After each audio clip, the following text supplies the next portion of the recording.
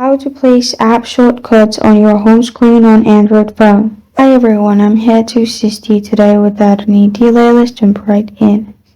First, open the drawer of your phone from the home screen. After you're in this section, what you need to do is hold on to the app you want to add in the home screen. Now you can swipe through your home screen and select which page you want to add. After you're done, simply remove your fingers, release the app, and it will be added in your home screen in this way. You can repeat the process as you want. You can also use the same process to drag it wherever you want. And this is how to place app shortcuts on your home screen on Android phone.